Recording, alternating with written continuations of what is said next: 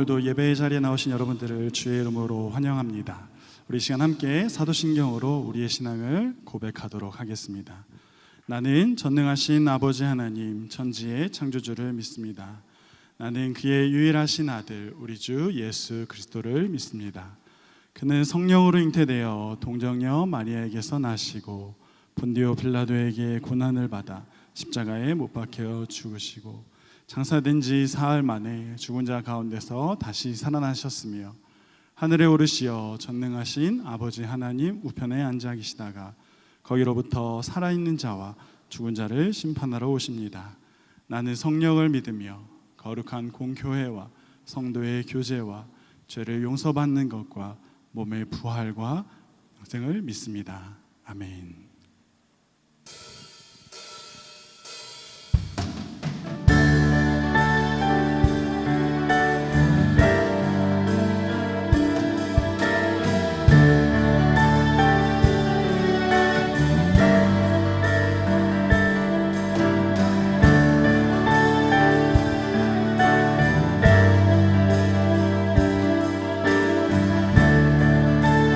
우리 함께 고백하겠습니다. 예수 하나님의 예수 하나님의 공의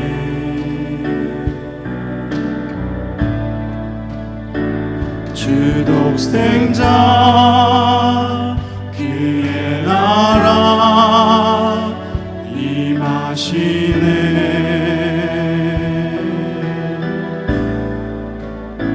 예수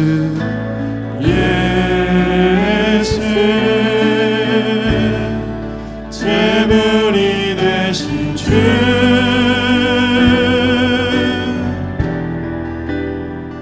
영광 중에 그의 나라 임하시네.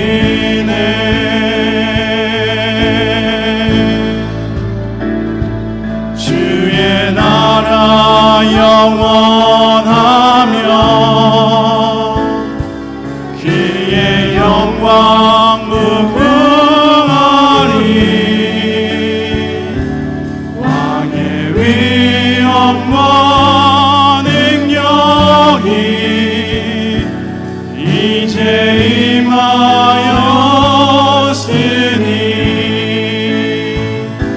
주의 주권과 주의 통치와 주의 나라 힘과 권세 임하네.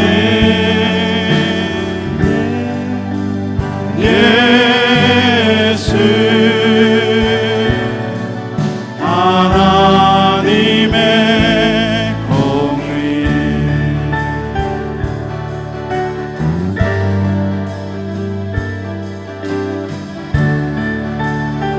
다시 한번 고백하실까요? 예수 하나님의 사랑. 예수 하나님의 사랑. 주 은혜와 말씀으로 주 은혜와 말씀으로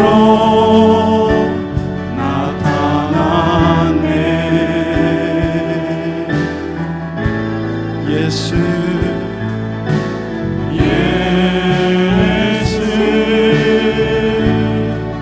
거룩한 하나님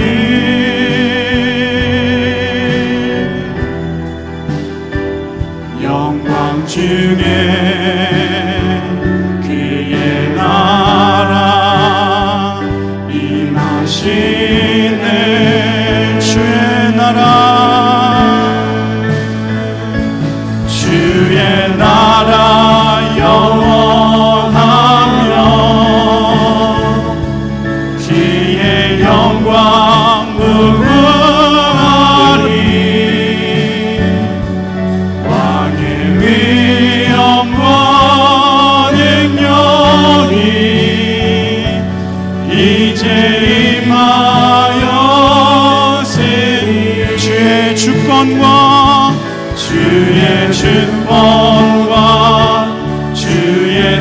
통치와 주의 나라 힘과 권세 임하네.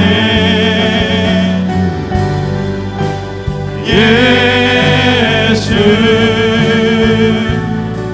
하나님의 주의 나라 영원하며 주의 나라 영원하며 그의 영광 무궁한 왕의 위엄과 능력이 이제 임하였으니 주의 주권과 주의 통치와 주의 나라 힘과 권세 임하네.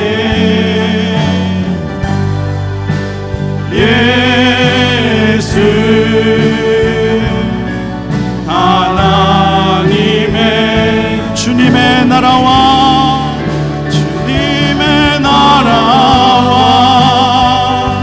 뜻이 나의 삶 속에 임하시며 주님 알기를 주만 보기를 소망해. 거룩히 살아가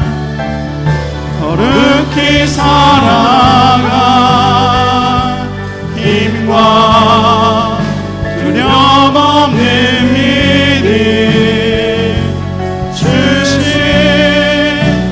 나의 하나님 완전한 사랑 찬양해. 주님의 나라와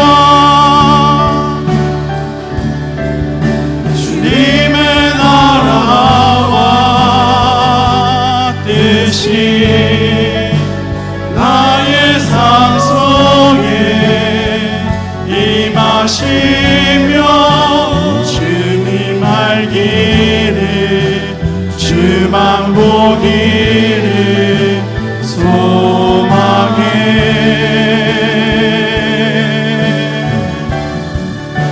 거룩히 살아가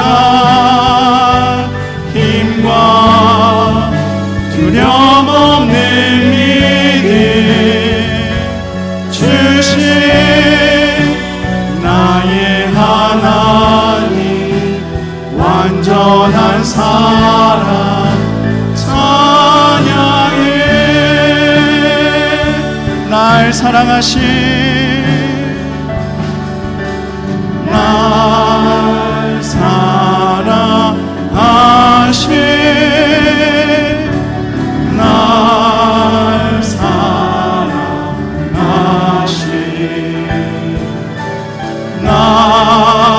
사랑하신 성경에 써있네.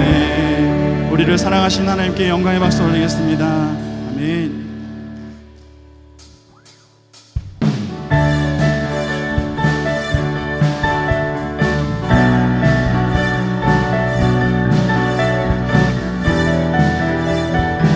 박수 치면서 함께 찬양하겠습니다. 예수 사랑하심을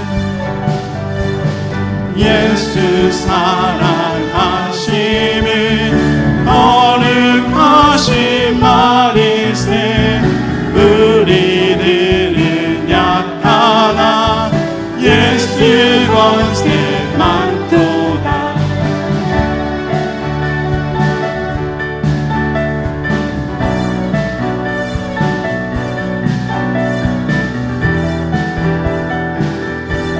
다시 한번 고백하실까요? 예수 사랑하심에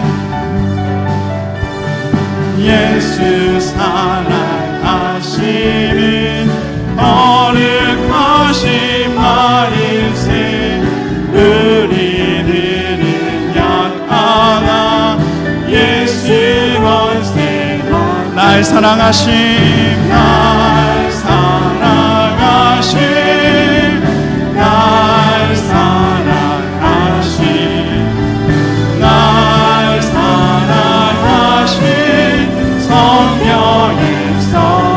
나를 사랑하시고 나를 사랑하시고 나의 죄를 다 씻어 하늘 문을 여시고 들어가는 우리 3절입니다. 내가 연약할수록 더욱 그의 여기서 높은 보좌 위에서 낮은 나를 보시 날 사랑하신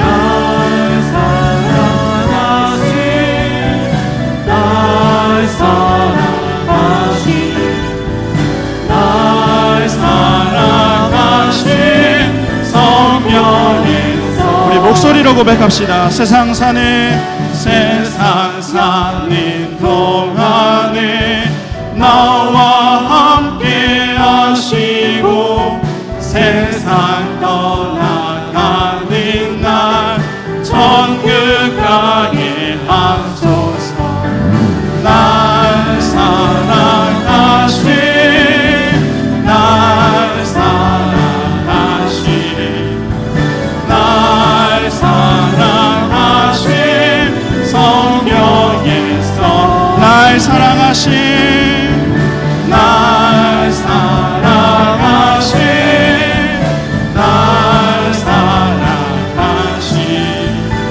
날 사랑하신 성령에서 있네.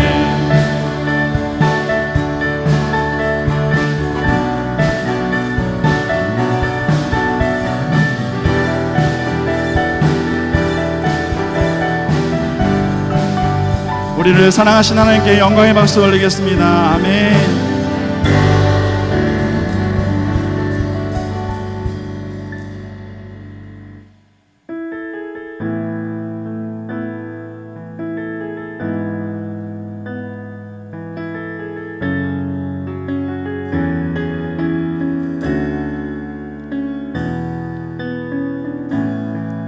하늘의 문을 여소서. 이곳을 주목하소서. 주를 향한 노래가 꺼지지 않으니 하늘을 열고 오소서. 이곳에 임재하소서. 주님을 기다립니다. 기도의 향기가 하늘에 닿으니 주여 임재하여 주소서. 이곳에 오셔서 이곳에 앉으소서. 이곳에서 드리는 예배를 받으소서. 주님의 이름만이 오직 주의 이름만 이곳에 있습니다. 이곳에 오셔서 이곳에 앉으소서. 이곳에서 드리는 예배를 받으소서. 주님의 이름만이 오직 주의 이름만 이곳에 있습니다. 오직 주의 이름만 이곳에 있습니다.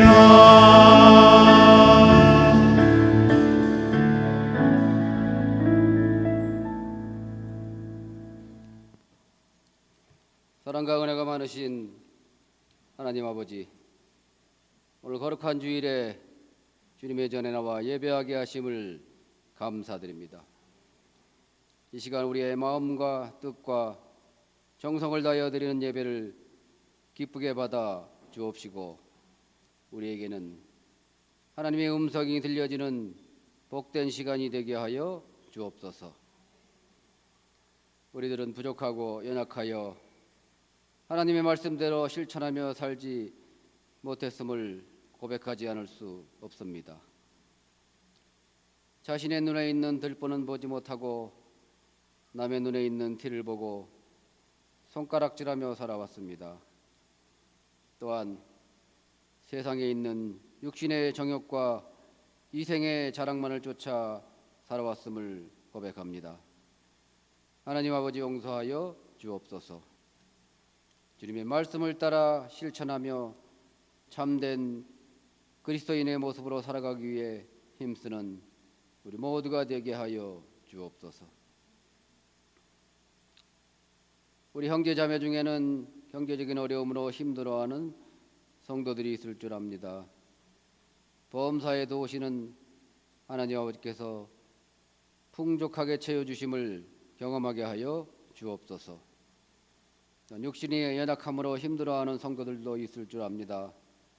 치유와 회복의 하나님께서 역사하심을 경험하게 하여 주옵소서. 또한 부모를 떠나 타지에서 생활하고 있는 우리 자녀들을 하나님 아버지께서 눈동자처럼 지켜 보호하여 주셔서 악한 무리들이 틈타지 않게 하여 주시고 늘 기쁘고 좋은 소식들만 오고 갈수록 있도록 하여 주옵소서. 지난 목요일에 있었던 일일 단기 선교에 많은 성도들이 참여하였습니다.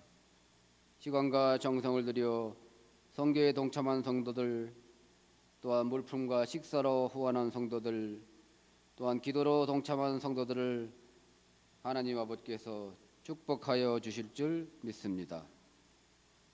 이곳 과테말라의 영혼 구원을 위한 선교에 늘 힘쓰며 동참하는 사랑에게 모든 성도들이 다 되게 하여 주옵소서. 오늘도 말씀을 들고 다녀서는 목사님에게 영육간의 강건함과 성령 충만을 주셔서 살아있는 말씀, 생명력 있는 말씀이 선포되게 하여 주옵소서. 그 말씀을 통하여 메마른 우리의 영이 회복되고 참된 기쁨을 맛보는 복된 시간이 되게 하여 주옵소서. 오늘도 아름다운 찬양을 드린 주사랑 찬양단의 찬양을 기쁘게 받아주신 줄 믿습니다. 또한 보이지 않는 곳에서 예배를 돕는 모든 손길들을 기억하여 주옵소서. 이 시간 우리의 몸과 마음이 주님께만 집중하기를 원합니다. 신령과 진정으로 드려지는 예배가 되게 하여 주옵소서. 이 모든 말씀 예수 그리스도 이름으로 감사하며 기도드립니다.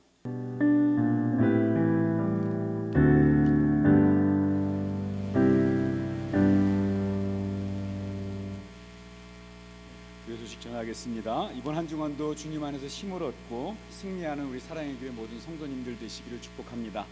새벽 예배 금요기도회 가운데 마음과 정성을 다하여서 함께 참여해 주시기 바랍니다. 정기당회가 다음 주 토요일 8월 31일 오후 6시에 교회에서 모입니다.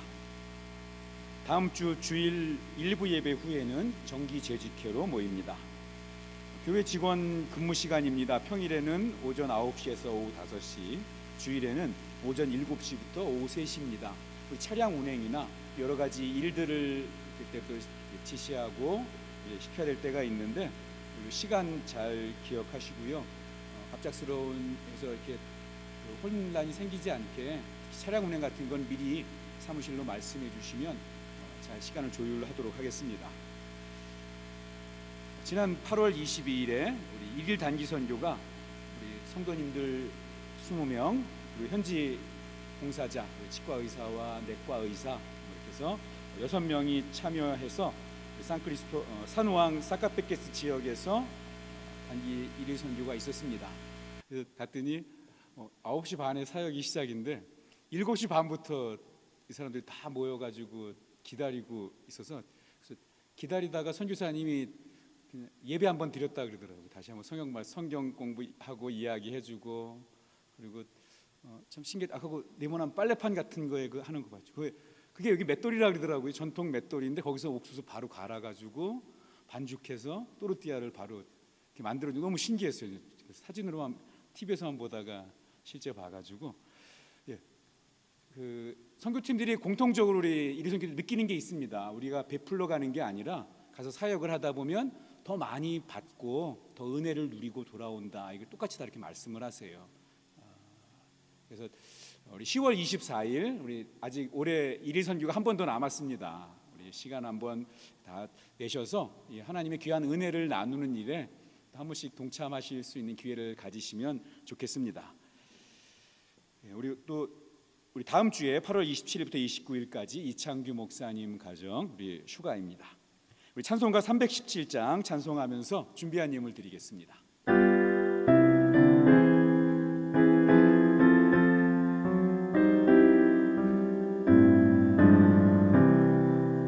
내 주 예수 주신 은혜 한없건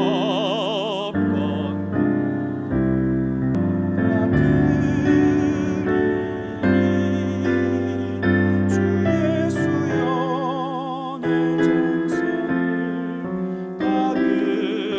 받으소서.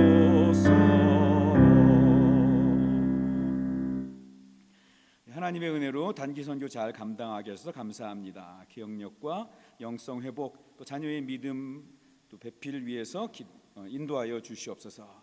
함께 기도하겠습니다. 자비하신 하나님 감사합니다. 오늘도 주님 앞에 나오는 주의 백성들이 믿음의 마음 담아서 주님께 정성껏 귀한 예물 드립니다.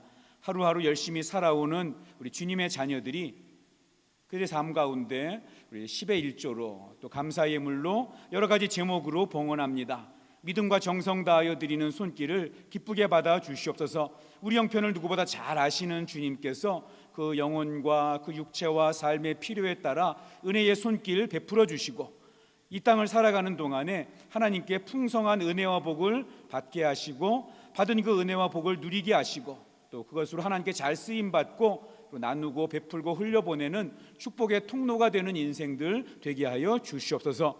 하나님 아버지, 이 시간 저희 모두 정성껏 예배하게 하시고 좋으신 하나님 앞에 마땅히 내려드려야 될 우리의 모습 내어드리고 마땅히 받아야 할 하나님의 마음, 하나님의 말씀 듣는 시간 되도록 인도하여 주시옵소서. 성령께서 우리 각자의 마음을 만져주셔서 들려지는 하나님의 말씀들을 마음밭에 잘 심는 그런 은혜의 시간 되도록 주님 함께하여 주시옵소서. 예수님의 이름으로 봉헌기도 드립니다. 아멘. 오늘 우리에게 주시는 하나님의 말씀 창세기 18장 9절에서 15절입니다. 구약성경 21쪽입니다. 창세기 18장 9절에서 15절 말씀입니다. 하나님의 말씀을 제가 봉독하겠습니다. 그들이 아브라함에게 이르되 내 아내 사라가 어디 있느냐? 대답하되 장막에 있나이다. 그가 이르시되 내년 이맘때 내가 반드시 내게로 돌아오리니 내 아내 사라에게 아들이 있으리라 하시니 사라가 그 뒤 장막 문에서 들었더라. 아브라함과 사라는 나이가 많아 늙었고 사라에게는 여성의 생리가 끊어졌는지라. 사라가 속으로 웃고 이르되 내가 노쇠하였고 내 주인도 늙었으니 내게 무슨 즐거움이 있으리요? 여호와께서 아브라함에게 이르시되 사라가 왜 웃느냐? 이르기를 내가 늙었거늘 어떻게 아들을 낳으리요 하느냐? 여호와께 능하지 못할 일이 있겠느냐? 기한이 이를 때에 내가 내게로 돌아오리니 사라에게 아들이 있으리라.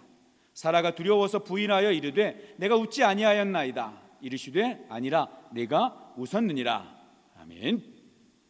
이 시간도 우리 하나님의 은혜가 예배하는 여러분들과 함께하기를 우리 주님의 이름으로 축복합니다. 자, 오늘 이 시간에는 우리 성경인물 6번째 시간이죠. 웃음을 찾은 사람 사라에 대해서 우리 은혜를 나누려고 합니다. 우리 사라 하면 여러분 어떤 이미지가 떠오르십니까? 우리 한국으로 하면 신사임당 같은 현모양처 우리 자녀를 또 믿음으로 잘 키운 그런 어머니의 모습이 연상이 되죠. 우리 교회도 이름 그대로 사라 같은 사라가 계십니다. 근데 또 그렇게 현모양처뿐만 아니라 굉장히 또 역시 우리 교회 사라님처럼 굉장히 또 미모도가 뛰어나죠. 그래서 나이 60이 넘었는데도 어디 가면 아내 누가 뺏어갈까 봐 아브라함이 두려워할 정도로, 실제로 그래서 그 바로가 또 아비멜렉이 사라를 보고 반해서 60세가 넘었는데 사라를 보고 반해서 사라를 이렇게 데리고 가는 그런 일들이, 사라를 탐내는 그런 일들이 있었죠.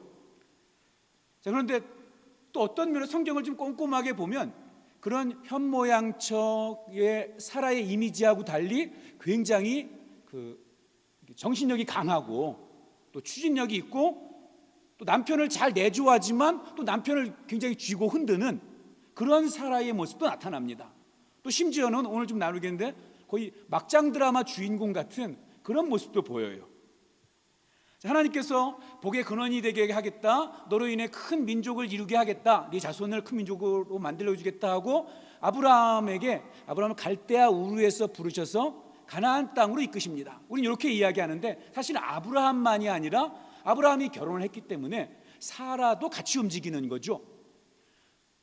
여러분, 그 갈대아 우르에서 가나안 간다, 이거를 마치 우리 여기 과테말라 시티에서 나가서 저기 뭐 치말대나무 간다 이렇게 생각하시면 안 돼요. 대한민국에서 나와서 과테말라 온다 그러면 이 정도보다도 훨씬 더 심합니다. 우리가 알고 있는 갈대아 우르는 우리 세계사에서 메소포타미아라고 하는 곳입니다. 메소포타미아는 여러분 세계사 시간에 뭘로 배웁니까? 세계 최초로 문명이 생긴 지역입니다. 세계 최초의 문명. 유브라데스와 티그리스 두 개의 강이 흐르고요. 그래서 굉장히 기름진 땅입니다. 기름진 땅이고 살기 좋으니까 이렇게 사람들이 점점점 모이고 문명을 이루었겠죠. 이 세계사에 보면 메소포타미아 문명하면 여러 가지가 나오는데 최초로 문학 작품 길가메시라는 서사시 문학 작품이 발견된 곳입니다. 그리고 쐐기 문자라로 최초의 글자도 나왔고요. 많은 그 문명 유적지와 또 벽화 굉장히 많은 문명이 발견되고요. 또 우리가 잘 알고 있는 함무라비 법전이 발견된 곳이 메소포타미아예요. 아브라함 시대보다 조금 앞이었대요. 법전이 발견됐다는 이야기는 무슨 뜻입니까? 법전이 있다. 법이 다스리고 있는 지역이라는 거예요. 그러니까 여기를 이 갈대아 우르를 벗어나면 폭력이 난무하고 힘이 지배하는 정말 짐승 같은 삶을 사는 그런 곳이 모두가 다 그렇게 살고 있는데 요 갈대아 우르는 법과 질서가 있는 그런 지역이었다는 거예요. 우리 부목사님들 이렇게 청빙하거나 또 새로 오신 분들을 이렇게 얘기 들어보면 과테말라 간다고 하면 사람들이 제일 뭘 걱정해줘요? 뭘 걱정해줍니까? 치안이 문제 아니야? 뭐 이거 있잖아요. 치안이 문제라는 건 뭐예요? 법이 없다는 얘기잖아요. 법이 없이 폭력적으로 총을 쏘고 막 그렇게 사는 지역 아니냐? 이게 제일 큰 두려움인 거예요. 어디 갈 때, 그죠? 그리고 또 하나 뭐예요? 거기 굉장히 낙후되고 무슨 정글 속에 사는 것처럼 정글로 가는 것처럼 오해하는 사람이 있대요. 옛날에 정덕진 전도사님은 여기서 있다가 어디 까토로스에 이런 데 사진 찍어 보내면 이거 인터넷에서 찾아서 보낸 거 아니냐고 거짓말이라고 친구들이 그렇게 이야기할 정도로요. 여러분 이 시대에 나라에서 나라로 옮기는데도 그런데 근데 아브라함이 갈대아 우르를 떠나서 가나안 땅으로 가는 거는요 그냥 총기 사고 정도가 아니라 법 자체가 없는 그러한 지역, 폭력이 난무하고 그냥 그 힘으로 모든 걸 해결하고 그리고 갈대아 우르는 문명지대고요. 여러분 역사 이렇게 보면요 그때 이미 수세식 화장실이 있어요. 대단하지 않습니까? 상하수도가 있고. 가나안은요 그냥 아무것도 없는 그냥 모여 사는 그런 곳인 거죠. 그런데 그곳에 아브라함이 간다고 할 때 아브라함이 더 마음이 힘들었을까요? 아니면 사라가 더 힘들었을까요? 여러분 과테말라 온다 그럴 때 누가 오자 그리고 또 대부분 누가 반대를 해요?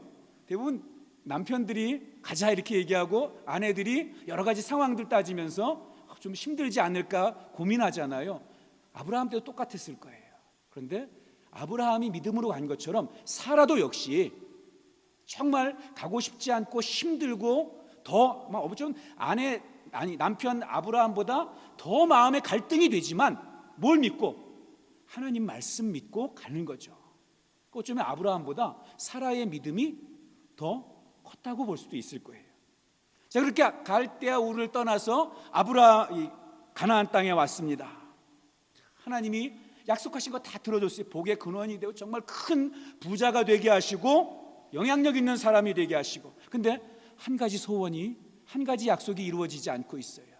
사실은 제일 기대했던 약속인데 뭐예요? 자녀를 주시겠다. 그러니까 아들을 주고 그 아들로 인해서 큰 민족을 이루게 하겠다. 자, 그 약속이 이루어지지 않으니까 그런 상황에서 이 아브라함이 인생에 있어서 가장 큰, 하나님 앞에 가장 큰 불순종의 죄를 저지르게 되죠. 하나님을 신뢰하지 못하고 하나님의 때를 기다리지 못하고 사라가 아이를 낳지 못하니까 사라의 몸종 하갈과 동침해서 아들 이스마엘을 얻게 됩니다.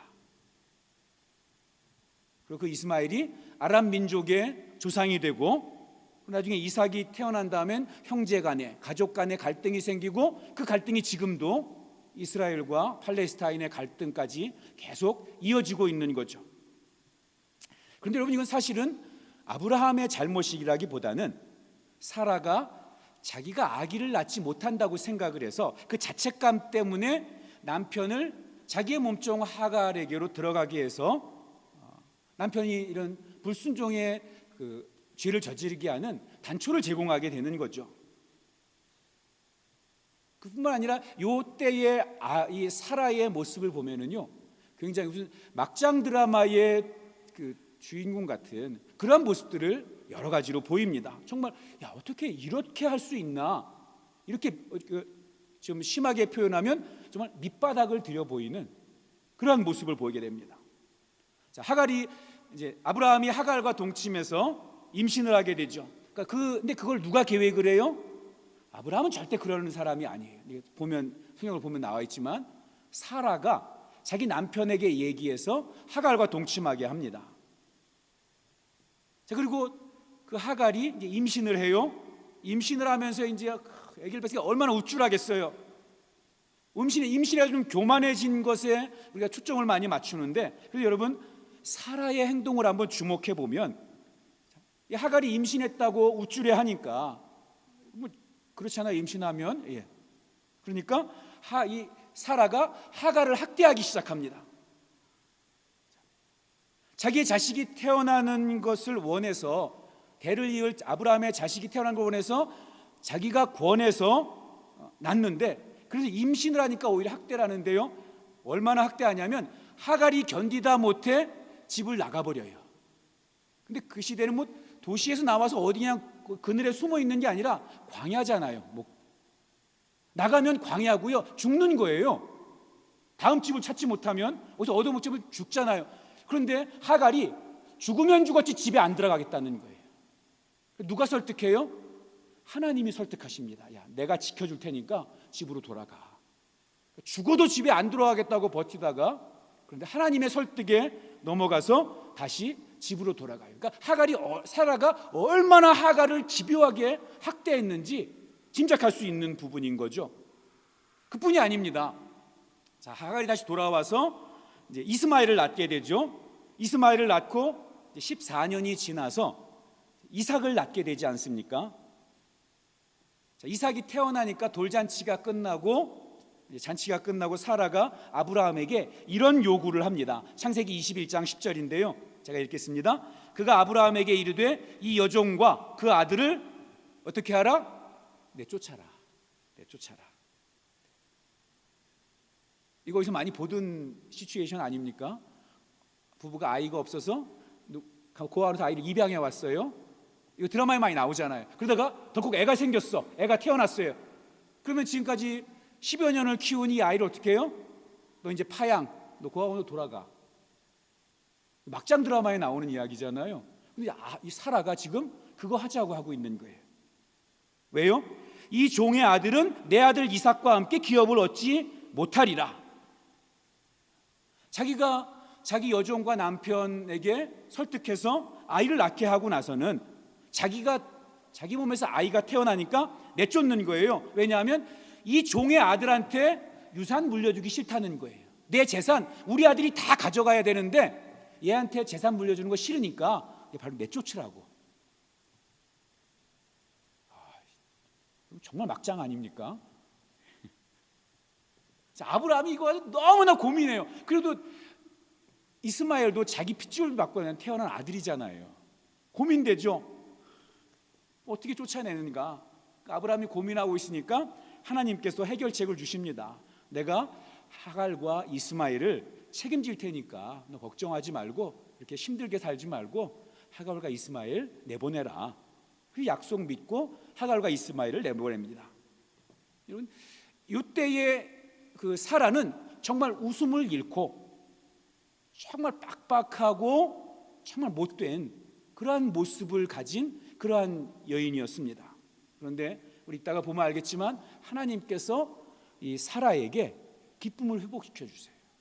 그의 마음이 히브리서 11장 11절에 나오는 것처럼 정말 열국의 어머니가 될 수 있어요. 정말 죽은 자와 같은 이런 사라를 하나님께서 회복시켜서 열국의 어머니로 다시 회복시켜 주십니다. 사라가 진짜 기쁘고 감사한 그러한 모습이 될 수 있도록 만들어 주십니다. 어떻게 사라의 모습이 이렇게 바뀔 수 있었을까? 오늘 말씀을 통해서 한번 나누려고 합니다. 오늘 우리가 읽은 창세기 18장은 아브라함이 부지불식간에 지나가는 나그네를 대접했는데 그게 사실은 하나님을 대접한 게 되고, 그리고 하나님과 그렇게 해서 대화를 나누는 장면입니다. 근데 이 대화 속에 아브라함과 하나님이 늘 이야기했던 아주 아브라함에게 핵심적인 그러한 대화 내용이 하나 나오는데요. 그게 뭐냐면 하나님께서 아브라함에게 아들을 주시겠다 하는 내용입니다. 이건 처음에 갈대아 우르에서 처음 만났을 때부터 하나님이 주신 약속이니까. 처음 하나님께서 갈대아 우르에서 아브라함에게 이 약속 주셨을 때 아브라함의 나이가 75세였어요. 75세에 야, 내가 너한테 아들 줄게. 내가 교족부 찾아보니까 우리 교회에 75세 이상 되신 분이 5손가락 안에 드세요. 그러니까 75세는 결코 적은 나이가 아니죠. 내가 너에게 자녀를 줄게. 그리고 자녀가 큰 민족을 이루게 해줄게. 75세의 아브라함이 사실 믿기 힘든 약속이지만 아브라함이 그 약속 믿고 갈대아 우르를, 법이 다스리고 있는 갈대아 우르를 떠나서 무질서와 폭력이 난무하는 가나안까지 갑니다. 몇 살이라고요? 75세. 그리고 오늘 본문에 내년에 너에게 아들 줄게 이 지금 아브라함의 나이가 99세예요. 그리고 21장에 이삭이 태어나는데 보면 그때 이삭이 태어났는데 아브라함의 나이가 100세더라 이렇게 나와 있습니다. 사라는 아브라함보다 10살이 적습니다. 그러니까 사라가 갈대아 우르를 나올 때는 65세. 어쨌든 이거 적은 나이는 아니죠. 환갑이 지났으니까. 그리고 지금 다시 하나님의 말씀을 들을 때가 80세입니다. 65세에 내가 아들을 줄게 라는 하나님의 약속을 마음에 품고 25년 동안 그 약속을 가지고 살았어요. 그렇게 25년을 기다렸는데 다시 하나님 말씀하시는 거예요. 앞으로 언제가 될지 모르지만, 이전에 그렇게 하나님이 하신 거니까 언제가 될지 모르지만 하여튼 너한테 아들 줄게. 이제 그게 아니고 이제 뭐예요? 기간을 정했어요. 1년 후에. 창세기 18장 10절 말씀 한번 같이 읽어볼게요. 창세기 18장 10절. 시작. 그가 이르시되 내년 이맘때 내가 반드시 내게로 돌아오리니 내 아내 사라에게 아들이 있으리라 하시니 사라가 그 뒤 장막문에서 들었더라. 아멘. 내년 이맘때, 그러니까 1년이라고 기한을 정하신 거죠. 그때는 사라에게 뭐가 있을 거라고요? 아들이 있을 거다. 그러니까 임신한다는 정도가 아니라 아들을 안고 있게 된다는 거예요. 아들을 안으리라. 25년 전에 사라가 이 말을 처음 들었을 때도 사실은 임신하기에 쉬운 그런 젊은 나이가 아니었습니다. 그런데도 하나님의 말씀을 신뢰해서 그 좋은 갈대아 우르를 떠나서 가나안까지 왔어요. 그런데 시간이 흐르고 흘러서 25년이 지났습니다. 그리고 하나님께서 이제는 무기한이 아니라 내년에는 아들을 줄 것이다, 아들을 품게 될 것이다 라고 말씀해 주셨습니다. 그러면 사라가 어떤 마음이 돼야 됩니까? 어떤 생각을 가지는 게 맞아요? 이야, 드디어 하나님께서 약속을 들어주시는구나, 약속을 이루어주시는구나, 이런 생각을 가져야 되겠죠. 그런데 오늘 본문에 보니까 사라가 어떻게 반응하냐면 웃어요. 속으로 웃습니다. 사라의 근데 이 웃음이 좋아서 아싸 막 신나서 웃는 게 아니라 뭐라고요? 비웃음에 가까워요. 오늘 이게 문맥상 보면 그런 거죠. 뭐 너무 나쁜 의미로 하나님을 비웃었다 뭐 이렇게까지 생각할 건 없고요. 적어도 기쁨의 웃음은 아니었다는 것입니다. 기쁨의 웃음은 아니고 그냥 씁쓸한 웃음, 냉소적인 웃음. 거기서 뭐 하나님한테 그 문 열고 들어가서 하나님하고 따질 수도 없으니까 그냥 이 씁쓸한 웃음을 짓는 거죠. 아니 지난 25년 전에 말씀해 주셨는데 그 25년이 흘러오는 동안 사라의 인생 가운데 사라를 정말 그 막장 드라마의 주인공처럼 만들 정도, 주인공이 아니죠, 악역처럼 만들 정도로 그게 사라가 힘들고 어렵게 그 하나님 약속 믿고 하는데 그 약속이 이루어지지 않아서 그러니 사라의 마음속에 어떤 생각이 드는 거예요? 이제는 안 되지, 이제는 안 되지. 그래서 더 이상 하나님의 말씀이 받아들여지지가 않는 거예요. 11절 말씀을 보면 아브라함과 사라는 나이가 많아 늙었고 사라에게는 여성의 생리가 끊어졌다 이렇게 말하고 있습니다. 그리고 12절엔 계속 이어서 사라가 속으로 웃고 이르되 내가 노쇠하였고 내 주인도 늙었으니 내게 무슨 즐거움이 있으리요. 11절에 이런 상황이니까 12절에 있는 것처럼 이제는 그래서 안 된다 이런 이야기를 하고 있는 것입니다. 왜 사라가 하나님의 그 말씀을 비웃었을까요? 어찌 보면 우리도 이 사라의 심정이 이해가 안 되는 건 아닙니다. 말씀드렸듯이 25년 전에 약속을 주신 거예요. 그때도 그닥 젊은 나이가 아니어서 어떤 기대, 그럼 하나님이 빨리 나에게 아이를 주셔야 내가 대를 이렇게 그 아이를 키우고 그래서 큰 민족을 이루게 할 텐데, 그래서 그래도 약속을 철석같이 믿고 그 약속을 믿었으니까 그 좋은 갈대아우를 떠나서 가나안으로 온 거잖아요. 그런데 1년이 지나고 5년이 지나고 10년이 지나고 벌써 20년, 25년이나 됐는데 그 사이에 그녀에게 아무런 일이 일어나지 않는 거예요. 여러분, 그 과정 중에 사실 아브라함도 그 마음이 변하는 걸 볼 수 있습니다. 처음에는요, 맞아요 하나님, 나는 하나님께서 그렇게 해주실 줄 믿습니다, 이런 마음을 가지고 있었는데, 그런데 마음이 변해요. 중간에 어떤 태도를 보입니까? 자기 종 엘르아살을 데려다가, 하나님, 내가 이 다메섹 출신의 종 엘르아살이 나에게 정말 충성을 다하니까 내가 이 엘르아살의 종을 나의 상속자로 삼겠습니다. 이거 무슨 얘기입니까? 하나님, 아들 이제 안 주셔도 돼요. 아들 내가 정말 바라지만 지금 하나님이 아들 못 주시는 것 같은데, 하나님 너무 그거 가지고 마음 쓰지 마시고요, 이 엘르아살을 내 후계자로 삼을게요. 그러니까 하나님을 믿기는 믿지만 이 상황상 나이 먹은 나와 우리 아내를 통해서 자식을 줄 거는 그건 내가 더 이상 기대하지 않는다, 이런 마음인 거죠. 그럴 뿐만 아니라 아까도 말씀드렸지만 아브라함이 85세가 되었을 때, 그러니까 오늘 본문의 사건으로부터 14년 전입니다. 어떤 일이 있었냐면, 하나님이 아무 액션도 취하시지 않으시니까 아브라함과 사라가 아무리 생각해도 하나님께서 우리 둘 사이에 아기를 주시지 못한다고 생각을 한 것입니다. 그래서 사라가 자기 남편에게 잘 이야기해서 하갈과 동침해서 아들을 얻게 하죠. 근데 아브라함이 그걸 거절하지 않아요. 성경을 잘 보면 아브라함이 사라를 굉장히 사랑했습니다. 그래서 심지어 아들을 이제 얻었어요.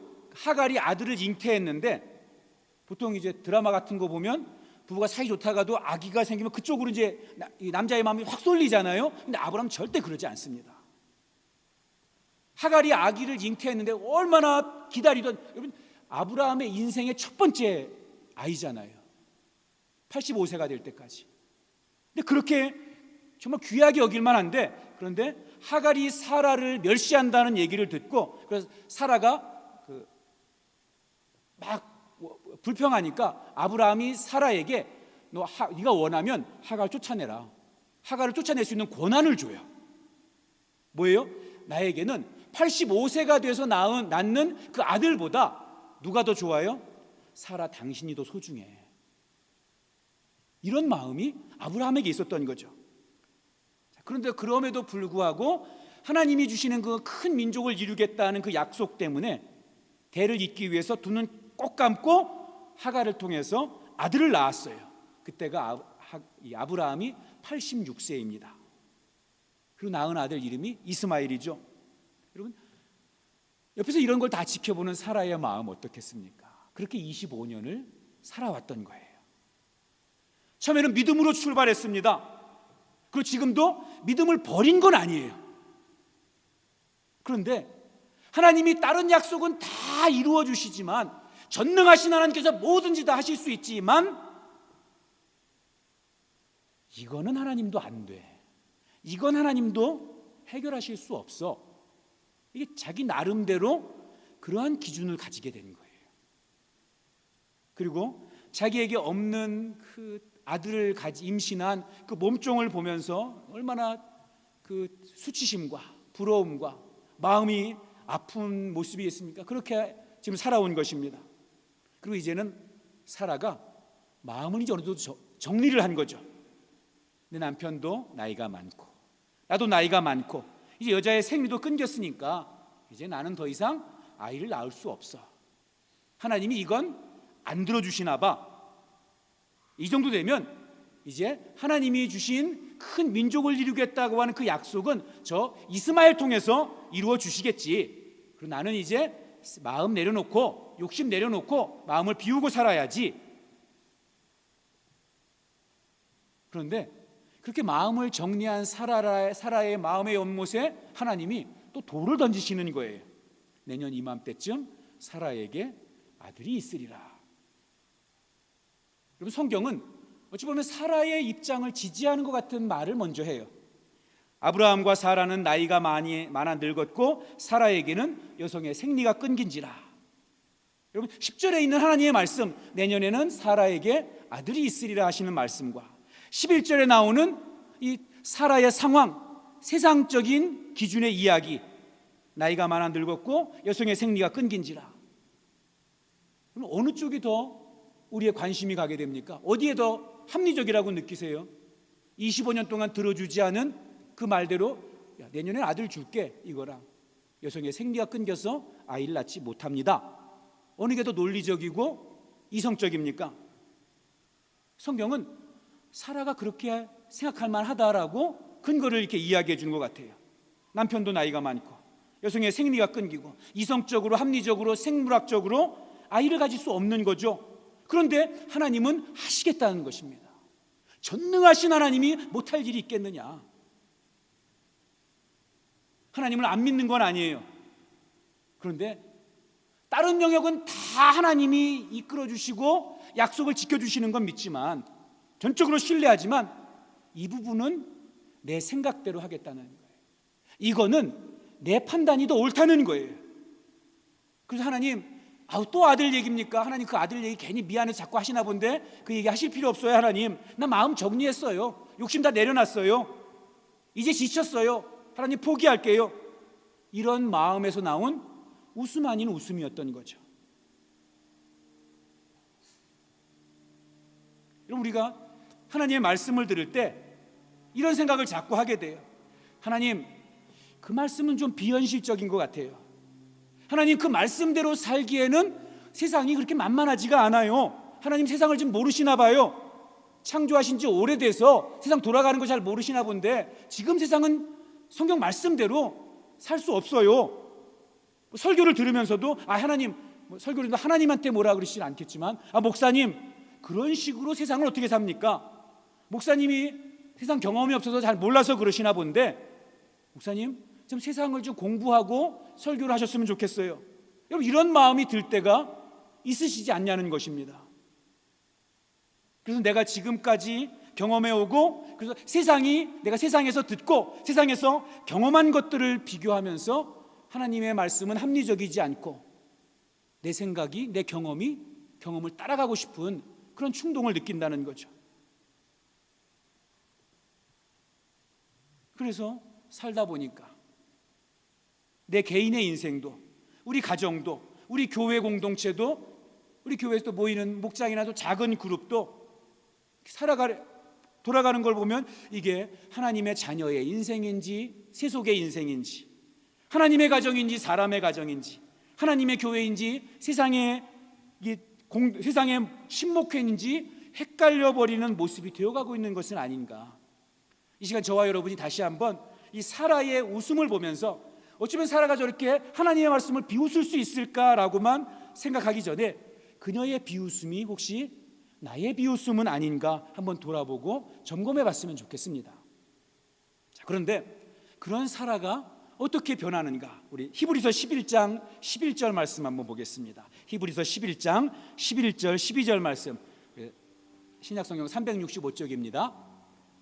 같이 한번 읽겠습니다. 시작. 믿음으로 사라 자신도 나이가 많아 단산하였으나 잉태할 수 있는 힘을 얻었으니 이는 약속하신 이를 미쁘신 줄 알았습니다. 이러므로 죽은 자 같은 한 사람으로 말미암아 하늘의 허다한 별과 또 해변의 무수한 모래와 같이 많은 후손이 생육하였느니라. 아멘. 여러분, 참 이상한 건데요, 만약에 제가 하나님을 비웃는, 내가 하나님이라면 하나님을 비웃는 사라에게 이렇게 11장 11절 12절의 말씀처럼 이렇게 은혜를 주지 않을 것 같아요. 야, 너 웃냐? 아니, 내가 전능한 내가 준다 그러는데 너 나 비웃냐? 그래, 좋아. 그러면 네가 생각하는 것처럼 아들 안 줄게. 저 같으면 그렇게 했을 텐데, 야단치고 책망했을 텐데. 그런데 하나님은 그렇게 하시지 않고 히브리서 11절 12절 말씀처럼 약속하신 대로 미쁘게 이루어 주시고 소원을 들어주신 거죠. 여러분, 저와 여러분 그리고 사라가 진짜 웃음을 다시 회복하게 된 것은 그 이유가 여기 있는 것입니다. 사라의 반응이 어떠하든지 하나님은 사라를 포기하지 아니하시고 하나님이 말씀하신 것을 반드시 이루어 가시는 분이라는 것입니다. 여러분, 자세히 보면은요, 사라를 포기한 게 누구예요? 사라예요. 사라가 사라를 포기해요. 그죠? 아니, 내 몸에 생리가 끊어졌으니까, 내가 나이가 많으니까 더 이상 나를 통해서는 하나님의 능력이 나타날 수 없어 라고 스스로를 포기해요. 때로 우리들이 그런 것처럼, 나는 이제 나이가 많으니까 더 이상 하나님이 날 쓰시지 않을 거야. 내가 요즘 이렇게밖에 못 사니까 하나님이 더 이상 나를 찾지 않으실 거야. 우리 아이들의 모습이 저러니까 쟤들은 하나님께 쓰임받지 못할 거야. 우리 남편의 모습이 이러니까 더 이상 하나님께서 우리 남편을 붙드시지 않을지도 몰라. 여러분이 스스로 포기해버린 여러분의 모습이 있지 않습니까? 저는 사라가 진짜 웃음을 회복할 수 있는 진짜 이유는 사라가 사라를 포기했지만 하나님이 사라를 포기하지 않으셨기 때문이라고 생각합니다. 하나님이 사라를 포기하지 아니하신 것처럼 하나님이 저와 여러분도 절대로 포기하지 않는다는 사실을 믿는 믿음이 있기를 주님의 이름으로 축복합니다. 그럼 또 한 가지 생각할 거는요, 우리 18장을 통해서 사실 18장에 나오는 애는 사라의 믿음의 모습이 나오지 않죠. 하나님 비웃는 모습만 나오고 거짓말까지 하잖아요. 나 안 웃었습니다. 거짓말 웃었으면서. 근데 히브리서 11장의 11절에 뭐라고 하냐면, 믿음으로 사라 자신도 나이가 많아 단산하였으나 잉태할 수 있는 힘을 얻었으니. 아들을 무엇으로 얻었다고요? 아들을 무엇으로 얻었어요? 믿음으로. 창세기를 보니까 믿음의 모습이 있어요, 없어요? 사실 없잖아요. 무슨 하나님 아들을 주신다고 비웃잖아요. 사실 그 믿음의 주인공은 누구예요? 사라가 아니라 하나님이십니다. 하나님이세요. 하나님은 하나님 앞에 냉소적으로 웃고 비웃던 그 사라의 비웃음을, 그의 마음을 바꾸시고 그의 상황을 하나님께서 터치하시면서 사라에게서 진짜 믿음을 이끌어내신다는 것입니다. 그래서 그로 하여금, 사라로 하여금 이제는 더 이상 불신앙의 비웃음이 아니라 진짜 기쁨의 웃음을 품고 가지고 그의 인생을 살아가도록 하나님께서 만들어 주세요. 창세기 21장 5절 6절입니다. 우리 시간이 없으니까 제가 읽을게요. 아브라함이 그의 아들 이삭이 그에게 태어날 때에 백세라. 6절입니다. 사라가 이르되 하나님이 나를 웃게 하시니 듣는 자가 다 나와 함께 웃으리로다. 그럼 아멘 아닙니까? 하나님의 약속이 이루어져서 사라가 진짜 웃음을 회복했어요. 하나님이 주신 웃음입니다.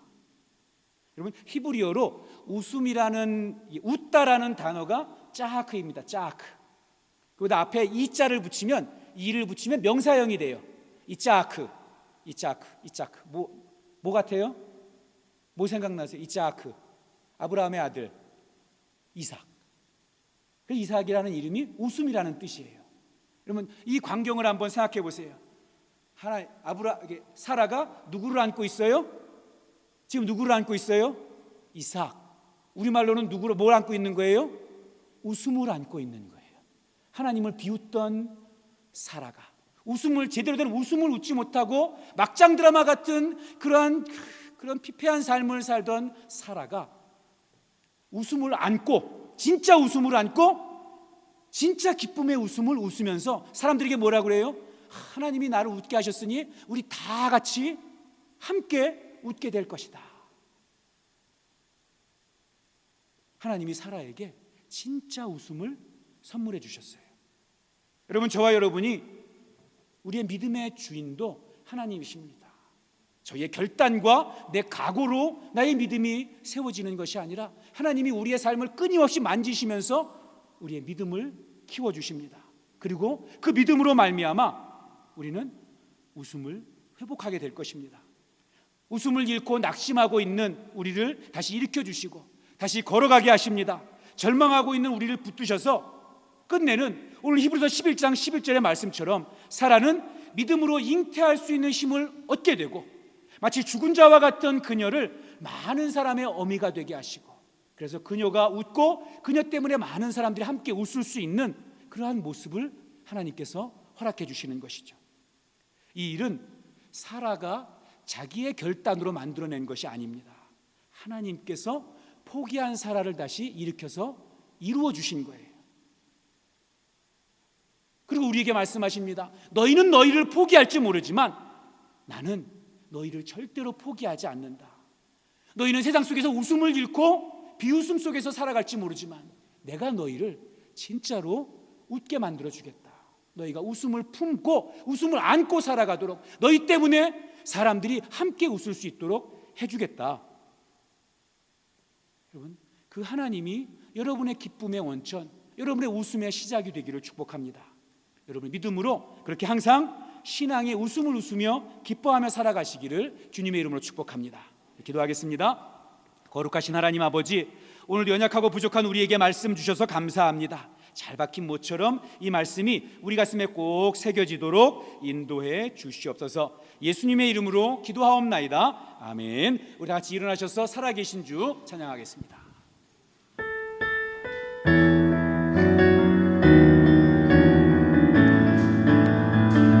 주 하나님 독생자 예수 날 위하여 오시었네. 내 모든 죄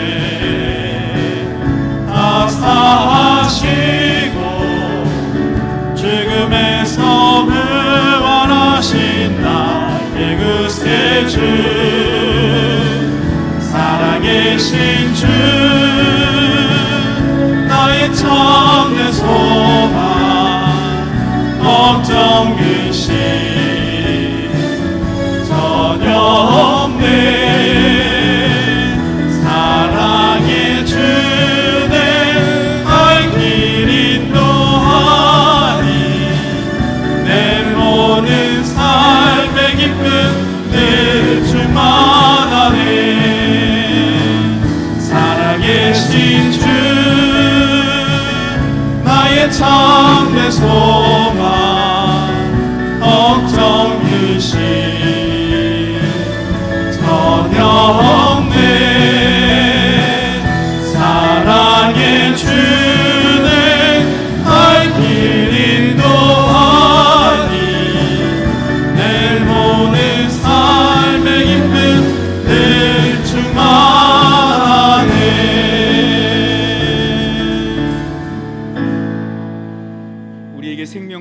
주시고 풍성하게 하시는 예수 그리스도의 은혜와 우리에게 복 주시기 원하는 하나님 아버지의 크신 사랑과 보혜사 성령님의 함께 하시고 역사하심이 우리를 포기하지 아니하시고 우리를 끝내 웃게 하시는 그 하나님께 순종하며 하나님을 따르기로 결단하는 주님의 사람들과 이들의 가정과 일터 위에, 과테말라 사랑의 교회 위에, 땅끝에서 복음 전하는 선교사들 위에 꼭 함께해 주시기를 간절히 축원하옵나이다. 아멘.